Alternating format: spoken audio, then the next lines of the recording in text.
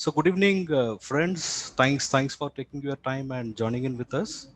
And my name is Pallavarajan, representing PMS Bazaar, and I welcome you all for another insightful episode of our knowledge series organized by PMS Bazaar. Today we have an exciting topic. Why someone should sell Ferrari to buy startups and small cap. The idea is not to sell something, but idea is to highlight the opportunities which is available, investment opportunities available in the startup and the small cap space. To present that, we have an young and emerging portfolio manager, Mr. Abhishek Agarwal, who is the founder and the managing partner for Rockstar Capital LLP, and he is also the fund manager for Rockstar Capital Investment Fund.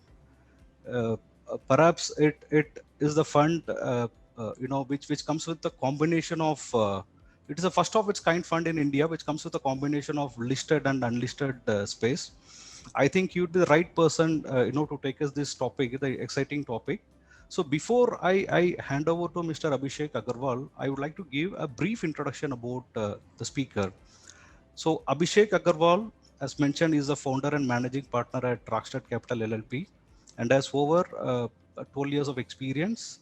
He has done his graduation from HR College and further pursued his MSc Finance from Lancaster University Management School in the UK. He started his career in Pioneer Invest Corp as a research analyst in the institutional desk, and thereafter he joined his family-run stockbroking firm called Fortune Interfinance Limited in the institutional research. He later decided to focus on early stage startups and joined various angel networks like Indian Angel Networks, Let's Venture, and Venture Catalyst, and so on. He has been investing successfully as an angel investor for over 6 years and has invested over 2 dozens of startups across all sectors.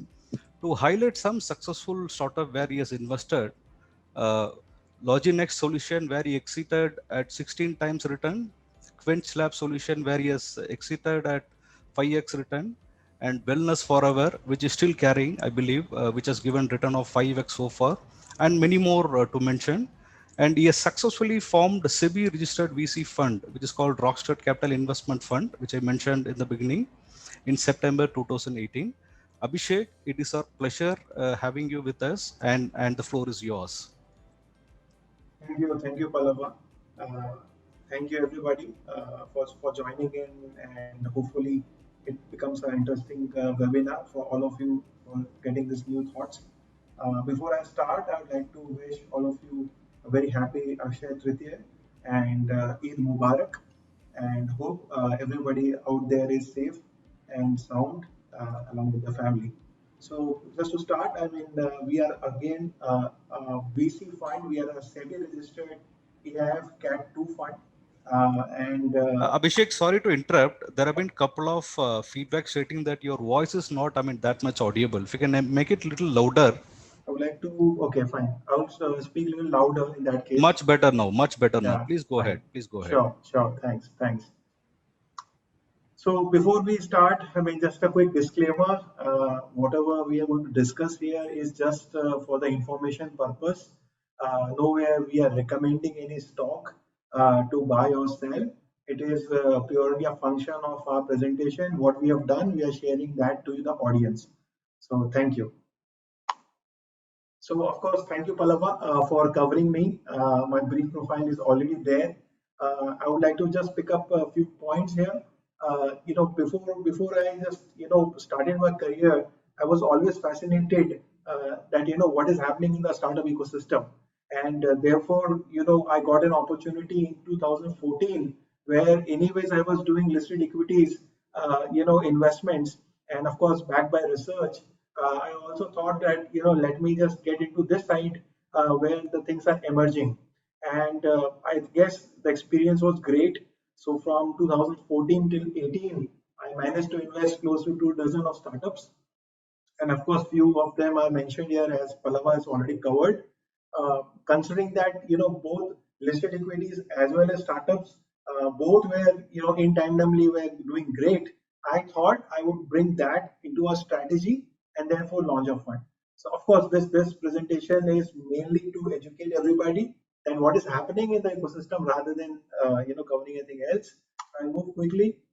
So quick summary, let's first understand what is happening in the overall, markets. As I, would like to say that, we are a hybrid fund, one of a kind, where we investing both in public listed equity markets as well as startups. So the initial, 15, 20 minutes, I would like to cover more on the listed equity side, and then probably I'll move on the unlisted space. So here, we would like to first, explain you that people typically get nervous and when they are looking at markets from last 1 year, and especially when the markets have done so well, then again the question comes that how long this can continue. What is going to happen? We are already riding the second wave of COVID. Whether we should buy or whether we should sell. I mean, all those kind of questions come, right? So I would like to cover from my point of view. If you look at overall, global equity markets, what has happened in last good couple of months, if you have to consider, then certainly there has been a lot of new money which got printed by the central government. So if you look at from the Japan, Germany, USA, UK, China, all of these countries were pumping money into their ecosystem in the system, so that liquidity is ample to the banks, and therefore people are not suffering in terms of the COVID impact.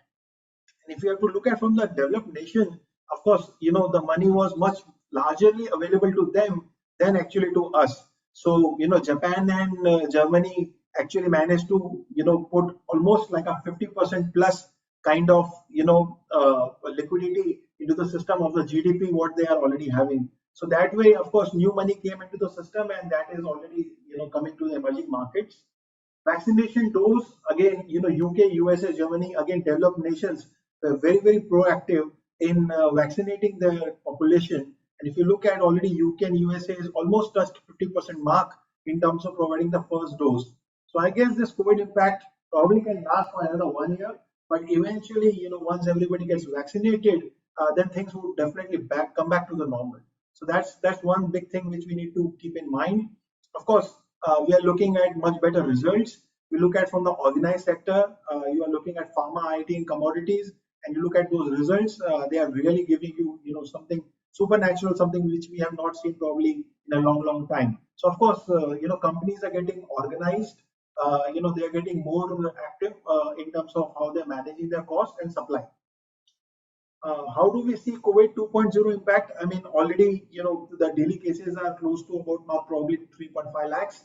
I guess this should be the peak overall. That should continue for some while, but then it will definitely get controlled because of the proactive, participants by the government.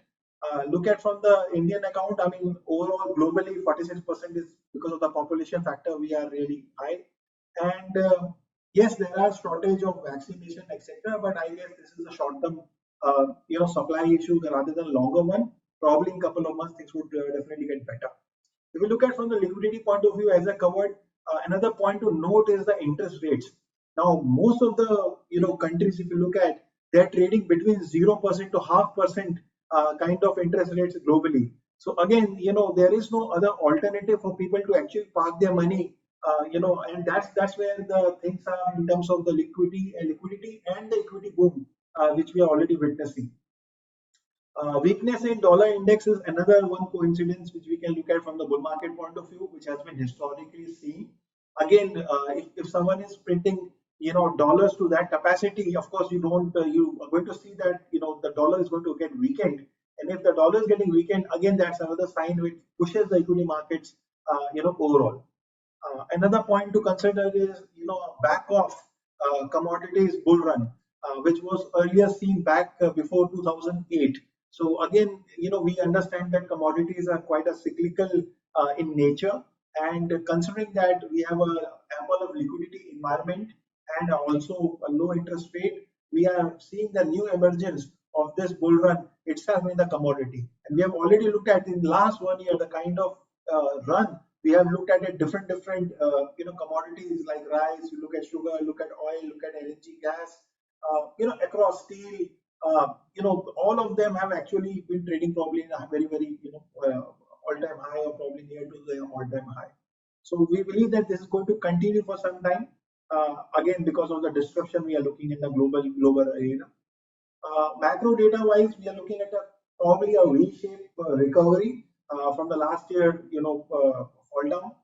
If you look at from the WPI index of India, if we look at from the May 2020 point of view and now this year in March, the data itself have moved from -3% to +7%.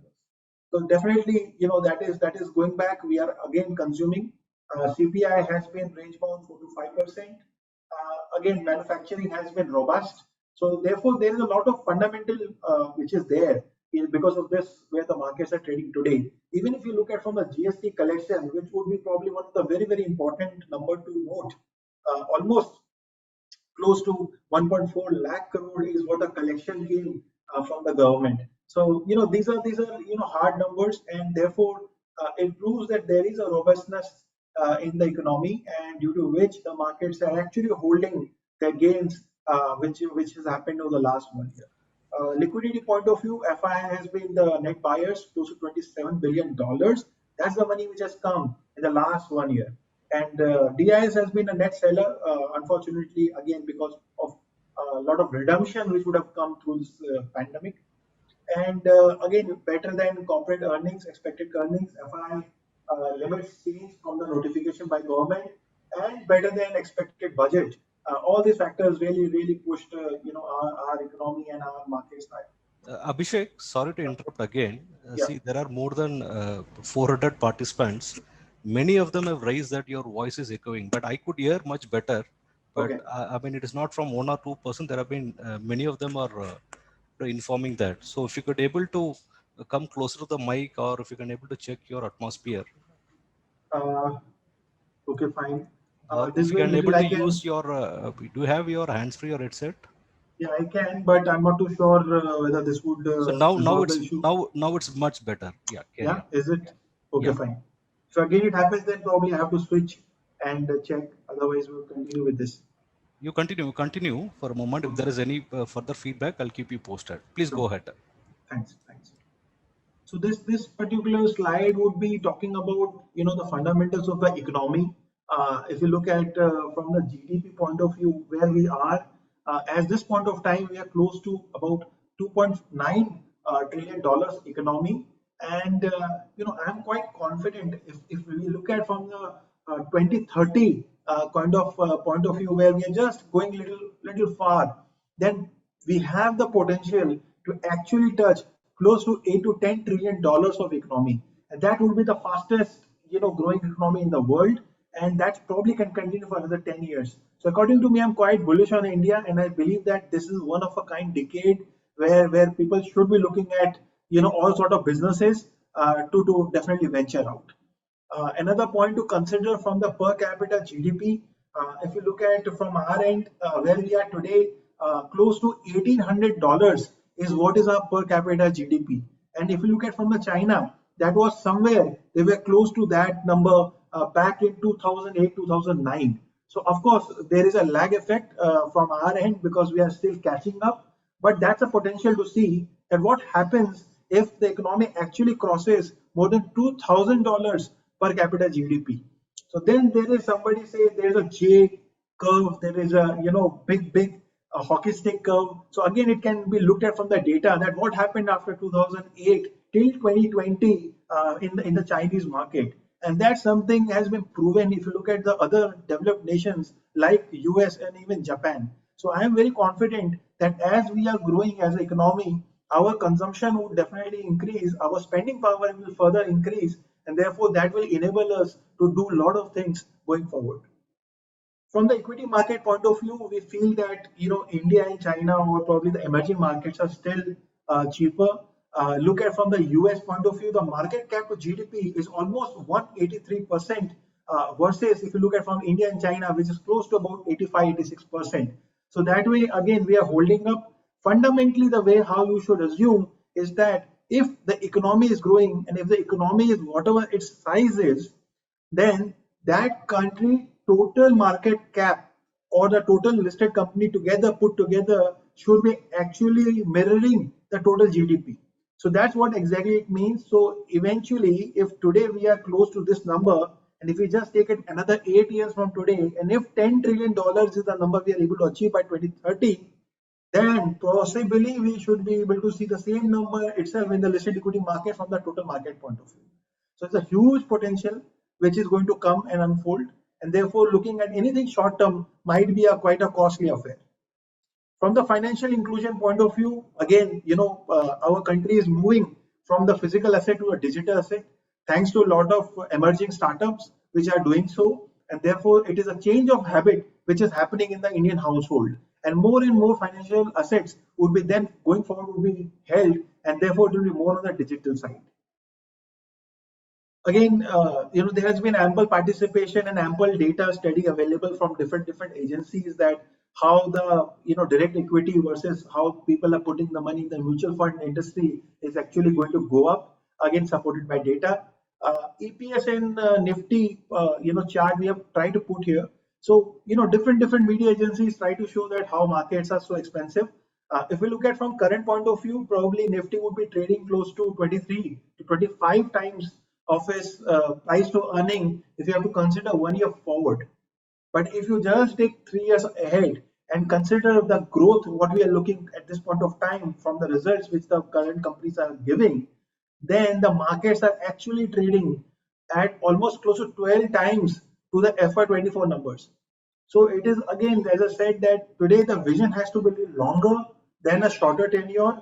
On a shorter tenure, things might look expensive, but if you're going to have a hold and buy and hold strategy, then probably you will be rewarded in the long term. So what is the listed market dynamics, right? Fine, everybody is doing investments, market is so huge, but where is the market? What is our depth? That is very important to note. So as I mentioned, that India is a $2.9 trillion economy. The same has been a representation from the BSE total market cap, which represents at $2.76 trillion, right? Which is almost like a 0.95x of the GDP. So almost mirroring, as I said earlier, that it should mirror, and that's what exactly is happening. Now, what is the depth here? If you divide the entire market from large cap, mid cap, small cap, and micro cap, then if you look at very interestingly, the large cap and the mid cap, if you look at all the data together, this 250 companies is actually coming in a bandwidth from 8,000 crores to as high as 13 lakh crores. And then suddenly there is a big dip. You look at 4,700 companies, that is almost 4,100 in the micro cap, and small cap as 666, 4,700 companies out of the total 5,000 companies which are listed falls under the bracket of small and micro cap. Diamonds are available in a place where nobody can see and go, right? So diamonds are rough, and therefore these stocks, the ones which are yet not figured out, are the lying in the bottom of the pyramid. And again, this is so skewed, right? I mean, where on earth a country like India, which is having a 138 crore population, the third largest economy in the world, is sitting with almost 4,700 companies lying below 8,000 crores or less than $1 billion, right? That's where the opportunity comes, because this is not going to remain forever. This is not going to remain as this is. Even if you look at a 10% shift from the bottom micro cap to probably a mid cap, the kind of value creation can happen going forward in the next 10 years. It's going to be a record, right? So again, this is where it is. From Rockstar point of view, we focus on our theme, which is called fact edge theme, which is basically compromising of financial, agriculture, consumption, technology, and healthcare. Now, if we have to look at these 5 major sectors, then the total market cap of that 5 sectors would be close to $1.8 trillion, which means close to 740 stocks actually comes into this bracket. And that's where we focus on, because we feel that, if you look at from the data point of view, again, 66% of the market cap is actually dominated by this fact edge and is contributing 62% to the economy. So these are the 5 sectors which we are bullish on, and we would be continue to invest and look in this opportunity. Again, just to give you a focus, we are a mid cap and small cap focused fund from the listed equity space. So we, of course, as I said, that focus on the bottom of the pyramid stocks which is still not covered. And therefore, if we go back and look at the dynamics under the package theme, so this is a slide which actually gives a lot of data. So what we are saying that out of the total universe, we are focusing on odd 463 stocks, which is compromising of this mid and small cap package theme, right? Which again, it coming about 364, 365, close to $1 billion of the market cap lying here, which is again quite small and low compared to the overall market cap.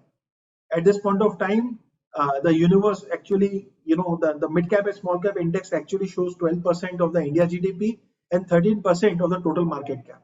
So again, this theme is going to play in a very, very larger way. And we are focusing on certain sectors, sub-sectors, which are again NBFCs, insurance, private banks, fertilizers, agrochemicals under agriculture, consumer or consumption is of course a very big theme, technology, healthcare. So these are sub-sectors which we are again focusing on, and just give you a bird's eye view in terms of what detailing we do when we have to look for those stocks.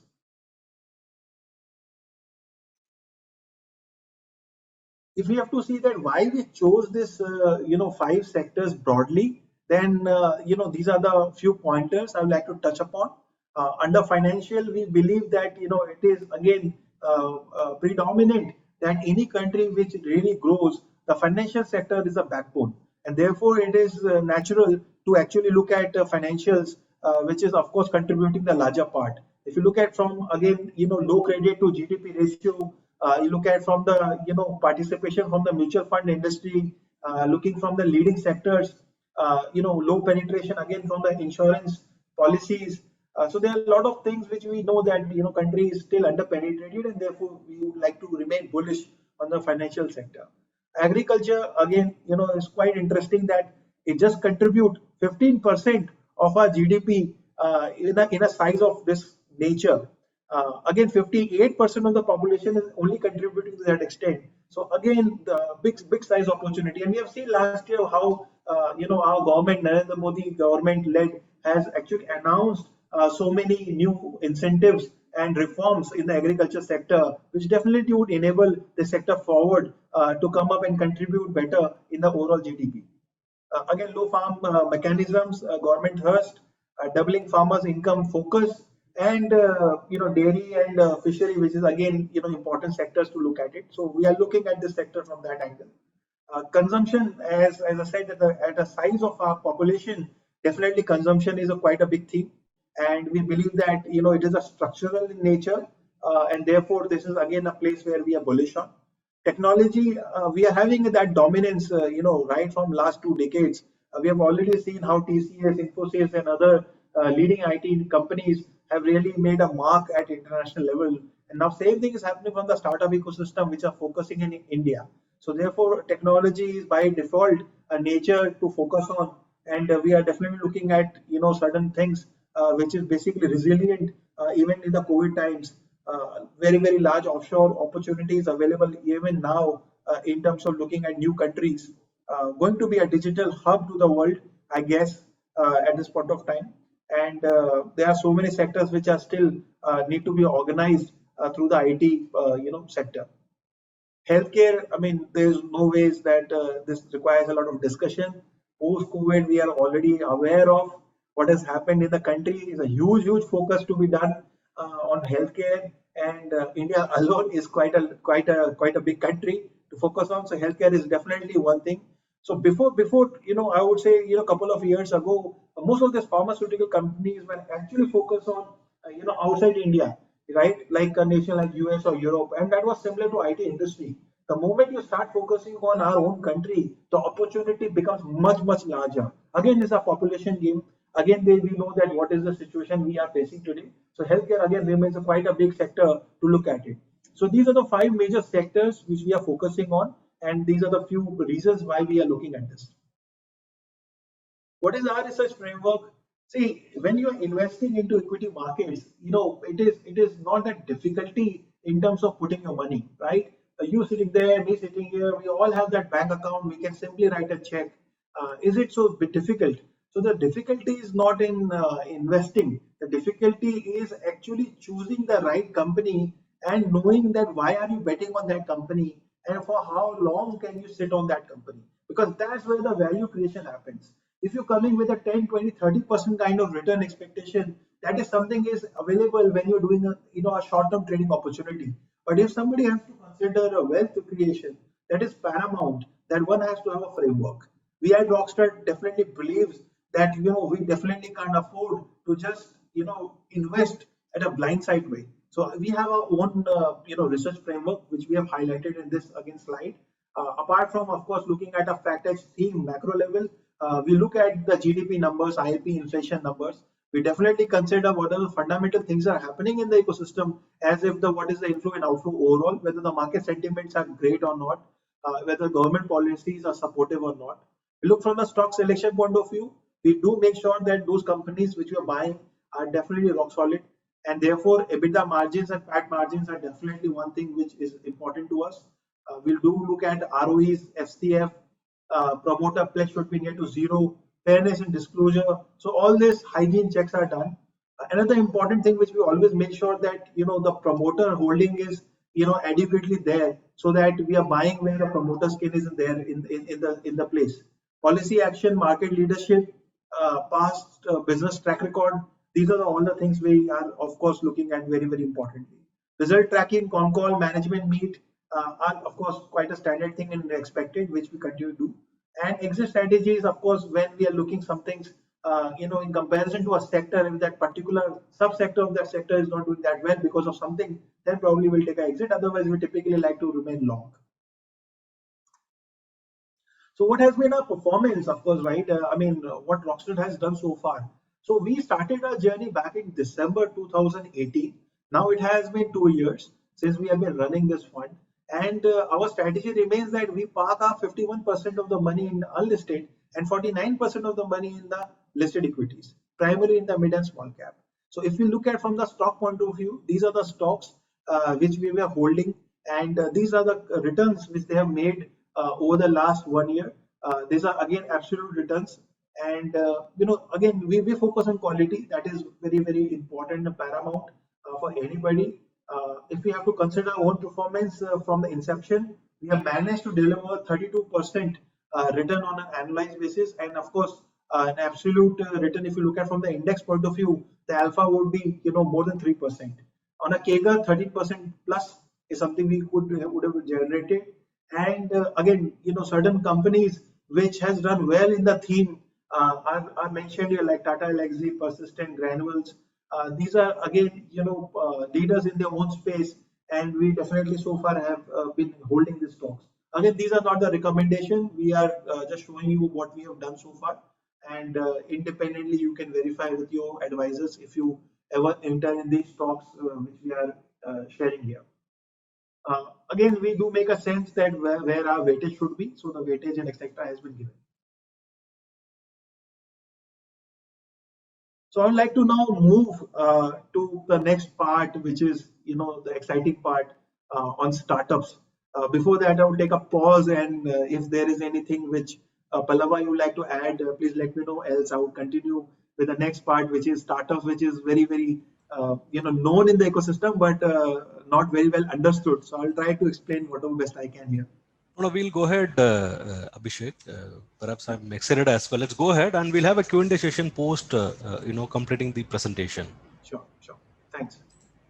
So guys, what is happening, right? Startups we are all aware of, and people do talk day in, day out. It is already quite popular in the media, in our social circle, but where we are.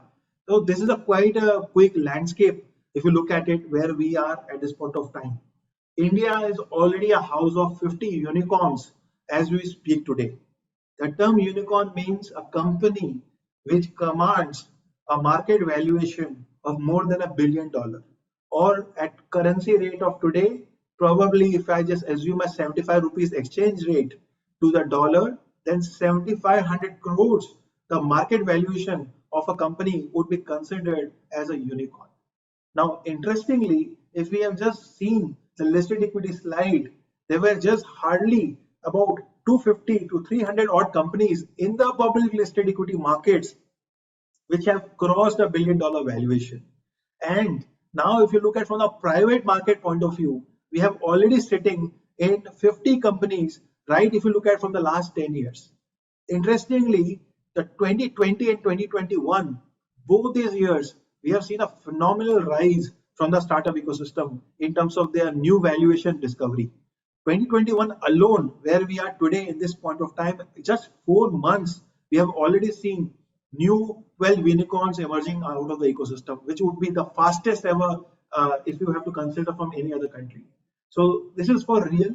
This is for real. This is what is happening going forward. If we have to consider from the recent published report by Credit Suisse, then it is expected that India is going to house close to 100 unicorns by 2030. I guess that number should be achieved probably by this pace in next couple of years. So we are very bullish that this new emerging companies which are tech enabled definitely going to create new businesses in a new way, and therefore that's the opportunity what as a fund we are providing in our structure. Some of the popular names we all know have already achieved quite a name, like a Paytm, Baiju, Oyo, and Ola, which are already the leading names in the startup ecosystem. Recent funding, again, we are looking that a lot of money actually is pumping in the country. Last year alone, $10 billion actually came in India ecosystem. This year alone, we have seen more than $5.5 billion itself coming in 4 months. Therefore, a lot of money is flowing in the private market, which definitely should not be ignored by anybody here. And the proof is, again, if you look at from Baiju, Swiggy, ShareChat numbers, these names are already doing phenomenally in terms of their fundraise. So what is happening overall, right? I mean, where we are in a nutshell. So India is already a place where more than 55,000 startups are registered, 40,000 plus are active, and typically, if one has to achieve a unicorn status, then one should be at least invested for more than 7 years. That's typically a 7-year cycle when you probably can look at emerging a new unicorn. The total number of funded companies are close to 3,400, which means that here also it is not that easy that you can get funds. Out of 40,000, just less than 10% are the companies which get funded out of all. So it is again, fundamentals are there where people look at and back them. It is again important to look at from the COVID impact. Indeed, this was one of the fastest sector which actually recovered and attracting a lot of capital. So again, this is what we have to be mindful that money is flowing in this ecosystem, and it is only because there is something happening quite innovative. Some of the sectors we can consider very important, which are just now picking up, looking at the India point of view, is EdTech. Last year, a lot of deals actually happened because of Baiju, which was very active in doing acquisitions.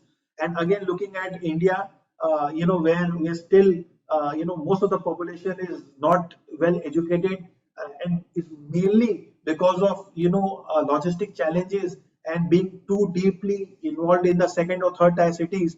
Digital framework is the best way to actually reach and educate everybody. So edtech companies have been very, very proactive last year, followed by e-commerce, where we all are right now shopping because the government restrictions doesn't allow us to move outside our house.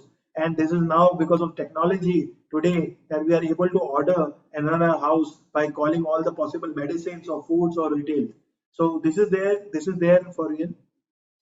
3 cities which are mainly dominant in terms of the startup ecosystem is Mumbai, Delhi, and Bangalore. These are the places where most of the deals are happening, and probably that should continue going forward. It's great that entrepreneurs are coming from different cities, making India as a overall entrepreneur country, and going forward, hopefully more new cities emerge out of this list. So again, to give a overall startup industry trend, India is the third largest startup ecosystem in the world, and still a long way to go. In Silicon Valley, things started from 1980s, and in India, that time actually came post 2010. So we just have done 10 years, of this ecosystem, which is so young and developing. And going forward, another 10 years is going to be really exciting. If you look at from the overall investment point of view, CAGR point, 18% has been the growth rate for last 10 years, which is phenomenal. If you have to again consider over a 10-year period. Various scheme has been launched by the government to empower startups. There's been a continuous proactive support from the government also, which recognize that this is such an important place to focus on. Uh, so again, self-certification, compliance, fast tracking the startup patent, etc., are the few initiatives government has taken. If you have to consider again from the comparison point of view where India is in terms of its unicorn versus China and US, so India has just done 50 versus if you look at from the USA, which is already a house of 300 unicorns, and China 166. So I believe that we do have a potential to make a mark of breaking the 100 barrier, which can happen in the next couple of years. So far, the combined market valuation of all this is over $100 billion. So it is not a small sector. One can be really excited on listed, but at the same time, a lot of action is happening even in the unlisted. Going forward, we believe that technology-enabled businesses are going to be the mainstream, which should be growing and focused. EdTech, health tech, and electrical vehicles are all going to be a reality going forward. Uh, Emergence of special purpose acquisition companies, which has been the recent trend in US, is again a very big enabler for the startups to get listed in the markets, and again that gives an exit to the investors, and also gives a validation that yes, once invest in these companies also do get an exit. Venture debt is another place where people are getting funds, so it is not fully dependent on equity funding. Venture debt is also important to the ecosystem, and that segment is also growing. So just to understand how money is made, right? It's fine, we all understand these things, but how the money is made, right? If somebody is writing a check to these startups, then what should be the outcome, what should be the expectation? So I'm going to explain you through this life cycle of a startup, and on the right hand side there's a round structure which would give you some color in terms of understanding the sector, how it is happening, right? So the entry point of any company which just start and they require fresh capital, those are considered to be a seed or angel funded, which is just the beginning. Typically, these companies are funded by your friends and family members or some kind of angel networks which come and give them the seed capital. That's the capital where the validation of the idea they're looking to happen, and they're putting that initial years behind it. So typically, it's a 2-year journey before one can look at serious institution coming to the next round. Then the rounds are followed by a pre-series A, series A, B, C, and D onwards. And after D, the IPO comes in the picture. So if today we are getting excited on Zomato, that which is coming to the bourses, then it is at a place which is going beyond series D, right? So what is the opportunity today if one is writing check at such an early stage, right? If you look at from the pre-series A point of view, where Rockstar comes and invests after a validation of revenue, etc. If one invests at a pre-series A level and continue to go till series D, which is a journey of a 7 year, and probably that's where a possible unicorn can come, then an investment of rupees just 5 lakhs in one company can result you to make close to 11 crores. Yes, 11 crores. That's the money one can expect if you look at from that 227x multiple available at Series D, right? So is it far stretched? Is it possible? Not possible. Again, if you have just one company in the portfolio, probably not. Then you have to be really lucky. But if you have a portfolio approach, then certainly it is possible considering what is happening in the ecosystem. So this is the one representation which shows that if you participate at one stage, what happens followed by the next stage. We at Rockstar come at a pre-series A and exit at series B. Therefore, our target multiple is anything from 15 to 20x of the money which we typically invest. So if we are able to go through that series B onwards, definitely, who knows that we would be probably also getting one unicorn in our portfolio. Investment criteria is very important. As I said, that we definitely understand that one has to bet on validated ideas at least to a certain extent. Therefore, we make sure that those companies have at least 2 years of operation with minimum 2 crores of revenue, having a gross positive margins. Our ticket size typically we invest close to 1 to 2 CR in an overall round, which is more than $1 million. So we follow a co-investment model along with other VC funds in order to make sure that right compliance, right structure is there, and we are able to enable ourselves also from the exit point of view. We only focus on India. We believe that India is a large market, and therefore only remaining to India is important.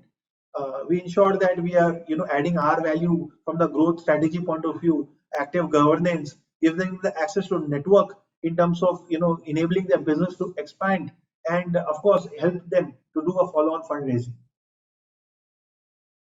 These are the few names which we have shared. I mean, we have already done 6 investments out of this fund, and it is across fleet management business to home automation to a virtual reality in real estate to agri e-commerce to super specialty diagnostic and life science business, and of course in AI-based content intelligence platform. So we have done 6 investments so far, and we continue to invest along with other co-investors as mentioned here. So overall, if we have to look at from our portfolio companies, the combined valuation is already crossed more than 200 crores, and we still are very excited that these companies can really offer a big solution to the ecosystem. These are the typical sector split which we have done. Typically, our average revenue of the company would be close to 14 crores with a deal size of almost 13 crores. We make sure that the companies are having some kind of serious revenues before we write a check. Of course, these companies' average age would be close to 5 years from the inception, and B2B and B2Cs are split. We have been. A little bit talking about our fund strategy. So, as earlier covered, that we are a hybrid fund, which is one of a kind, and probably one of the few which have this kind of 51-49 split between mid and small cap listed equities and startups. So we do this. The maximum number of investments we intend to do is maximum 15 under each head. Our fund tenure is shorter than any other available funds in the market. Typically, we follow a 4+1 model where 4 years is where we are looking to invest. Pre-series and bridge rounds where we focus on, and mid cap and small cap is where the listed equity comes. Few sectors under the startup ecosystem is consumer products, mobility, healthcare, enterprise application, agri-tech and fintech. So these are the major sectors which we look at, and the factors theme, as I explained earlier, is where we are looking for a listed equity model. Simple structure. I mean, as I again repeated that we are not a PMS, we are a AIF Cat 2 fund. So the structure is very simple. It is a very regulated fund. SEBI has enormous ways of controlling things, and here the risk is very low in terms of the structure point of view. Look at from that. If you look at Rockstar Capital Investment Fund, is a trust structure, and the trust is actually holding the investments. The investors are known as LPs, and the manager is called as IM. The investment manager is Rockstar Capital. The trust is managed by trustee, which is Milestone here in our case. So this is quite a simple structure. One gets units. It is as comparable as how the mutual fund industry operates, where the investor gets units once they get in. This is very interesting to note that how our fund has performed over the last 2 years. Interestingly, that we have managed the risk very well. Over the last 2 years, we managed to generate close to 21% return, and even in bad times, that before 2020. When markets were not doing well, we never lost more than 10% of our own, funds. So therefore, we have been very tight, and this hybrid strategy actually allows the risk diversification very well. And that's probably one secret that, the return possibility is much higher than actually losing probability in bad times. So this is the final slide before I come on team, that why should you sell your Ferrari and actually invest in mid caps and small caps and startups. Is very simple, right? It's a matter of disproportionate returns which one can generate out of this asset class. If you look at from Oyo, BharatPe and Paytm, they have already done close to 100x kind of returns to their investors. Diversification, although startups are not recommended for retail investor, but if a small allocation is even done, that can really create a significant value going forward. New age economy, is something is coming through this new technology. So Zomato, Oyo, Snapchat, Cred are the names which we all are aware of, have been making a mark. Again, we have seen that government has enabled private retirement funds and insurance company this year to invest in this ecosystem. So another validation that this is an asset class which even government recognizes, and given the mandate now to these insurance companies to invest from 5 to 15% of their corpus now into this asset class. From the listed equity point of view, I mean, I have already spoken enough, but if you have to look at from the Nifty small cap index, which came in 2004, and today in 17 years from inception, Nifty small cap index alone has made 900% return or 53% annualized return. So if one is concentrating where to find liquidity, probably that is not the best way to think, because the longer you stay, the more you make. And here, if you had just invested in the index itself, your money would have grown more than 50% annualized for such a long period. So it is another point to note that one should be looking at much larger view rather than a short-term approach.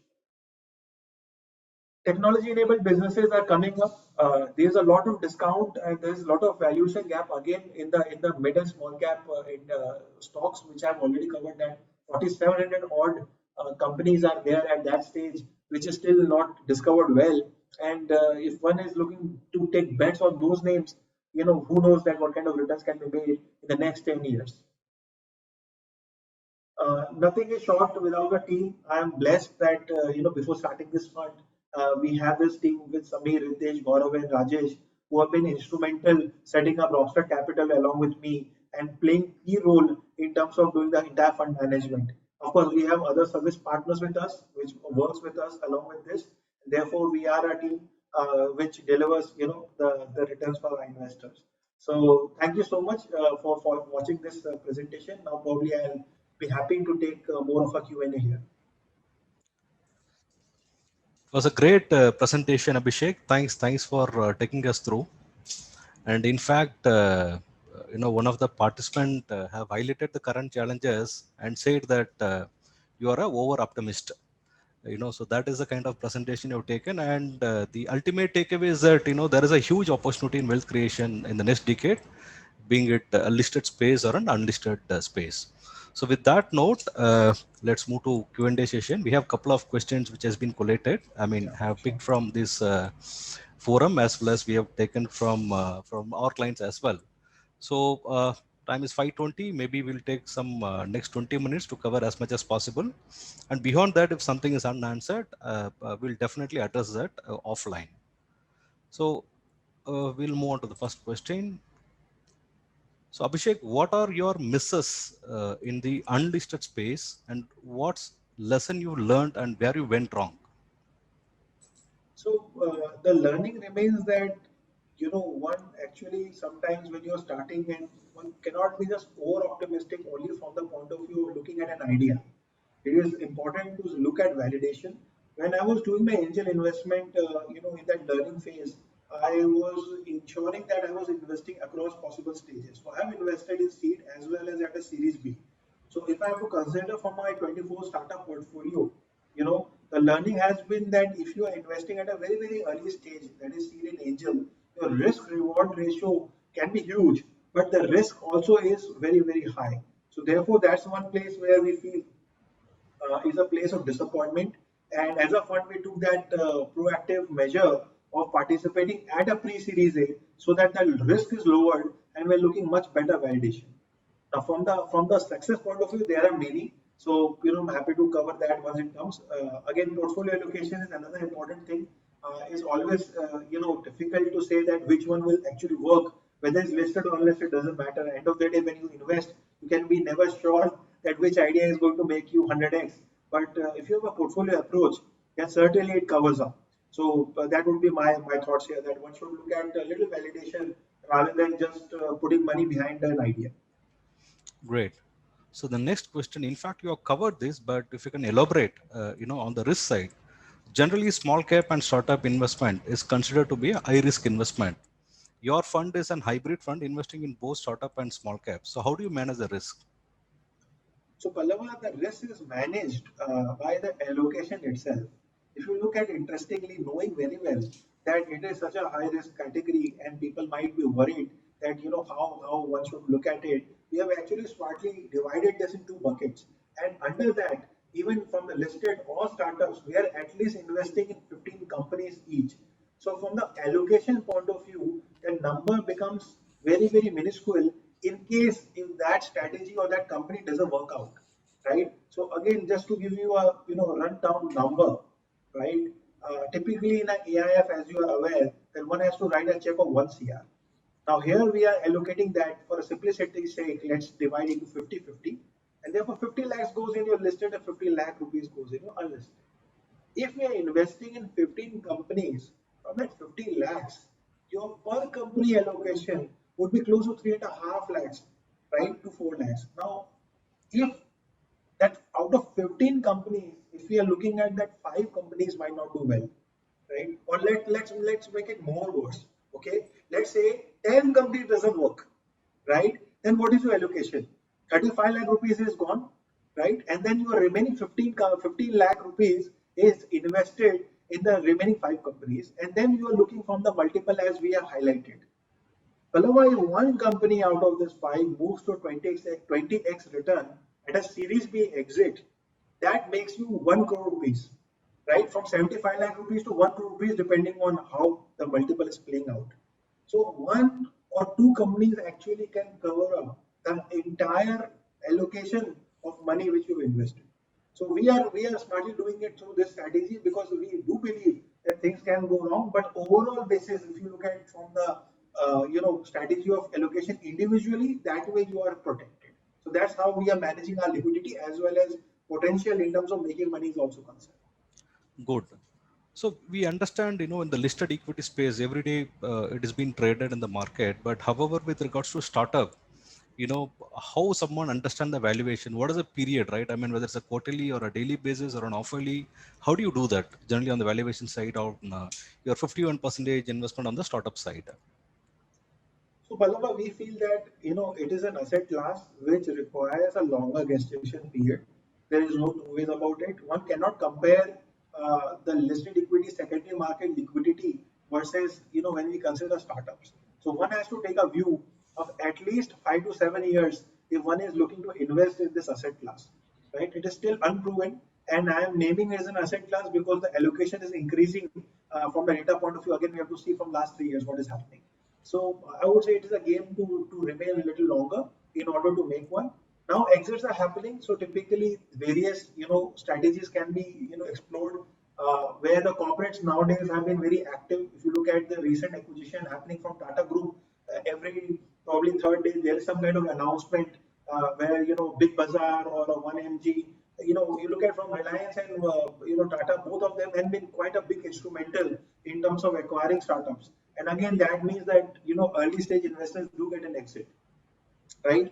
And this goes to a much better hands in terms of making a better use of that idea and scale it up. So I feel that one definitely can look at this, but of course your time horizon has to be little long. Okay. So Abhishek, your presentation says that your allocation in unlisted space within B2B is much higher than B2C. If you compare last decade, most of the large wealth creation has happened in B2C. So if you can highlight, why your allocation is much higher at B2B when compared with B2C. So, Pallava, I mean, I believe that one cannot say that trend is my friend. We are fundamental, so we have to consider a little longer duration. What is happening now is that, we believe that the B2B space is going to explode.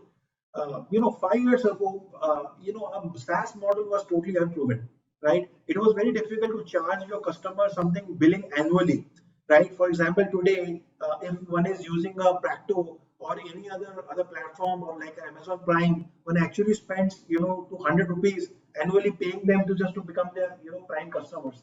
So that is without actually doing any transaction just to become a member. So SaaS enabled businesses we believe is going to be a next big thing, and that hasn't happened. Again, much has not spoken about it, but the key difference is that B2B companies are basically catering direct the corporates, and typically these companies require less funding than those companies which are into the B2C space, because consumer brand with a population of 138 crores, it is definitely require a lot of bandwidth of capital. So therefore, we believe that B2B can be a lot of frugality can come in, and they can really do. One of the classic example can be Zoho, right? How they have done it is phenomenal, right? I mean, the frugality is amazing, and of course, they have done it over a period of time. But again, that's again another example one can consider in a successful nature. So we believe that B2B is a space for next 10 years, and therefore we have been bullish on that segment. Okay, great. So as we know that minimum investment is once a year for this fund. So do you take that once a year upfront, or do you have multiple tranches? How do you manage that money? No, no, not at all, Balwa. Once he asked straight away, I mean, I definitely don't think that that should be the case. We typically do it in over, 4 equal installments over a 1 year period. So, it is good for the cash flow point of view. So, one writes a 25 lakh rupees multiple over a four quarters. So, therefore, it is over a 1 year period. One is actually, putting the entire capital in the fund. Okay, great. So with regards to skin in the game, so what is the size you've been allotted to this fund? I mean, from your fund house. So, from our point of view, we are committed to follow SEBI guidelines. The SEBI guidelines typically says that, the corpus, whatever you are managing, at least 2.5% of your capital should be there. I'm happy to say that my allocation is much higher than that. We ourselves have been invested in this fund, and our allocation is more than 5%. So that way, the skin in the game, which is of course, now SEBI is putting that thing very, very, prominently, even in the mutual fund industry. We have been very, very categorically clear that you can't ask others to put money in your own fund if you yourself are not putting your own capital. So yes, I am very bullish on this segment, and our own capital is there, which we are managing along with other investors. So I'll take one last question, Mr. Abhishek. So how do you see the valuation for the startup at the current stage when compared with last 2-3 years? So I would say that valuations have definitely a little bit moved up, and it's mainly a function of liquidity which is available in the overall market. Uh, Again, it is backed by the second time, third time founders which are coming and starting some new ventures, and therefore they are proven in their nature, which they are commanding much better valuation than probably they have done last time. So it is again, it is coming to an age, I would say, and certainly, when you're looking at early stage Pallava, it is not about valuation. It is about that initial validation, and whether that validation can be a scale going forward, and whether it is so big that it can really solve the problem of the country of this scale. So if there is something which you can, get a sense out of this, initial grass green shoots, then that's where you take a bet on. And in there, if you consider and focus more on valuation, then you probably might not get into these investments. So I would say that initially these companies are very small, and therefore we typically would say that it is not more on valuation, it is more on the vision of the founder and looking at a larger picture, that if these companies really go far, then what kind of money can be made. Great, Abhishek. It was, I mean, really fascinating, having discussed with you and looking at your presentation. It was really insightful. So is there any closing note you'd like to give, Abhishek? So my only remark would be that Pallava, I would request everybody to be bullish on the country. Overall, sometimes I do see a sense that most of the time people do criticize a lot of things which is happening in the country. But this is not a time to criticize. This is a time to be the change, right? And the change has to start from you. Don't expect the things to turn around by somebody else. You are the person who's leading. We have an excellent demographic. We are a young country. We have 10 years going forward where the economy is definitely going to grow. This is a time to be entrepreneur. This is the time either you be the entrepreneur and be the change, or back the entrepreneur and be wealthy. There is no third way of getting wealthy. So yes, be invested, stay positive. Wonderful, wonderful, Abhishek. Abhishek, thanks for your time. And participant, thank you very much for staying with us. Hope you would have enjoyed the session thoroughly, and look forward in hosting another such insightful event. Thank you, everyone. Thank you, Palama, for the opportunity. Thank you, everybody.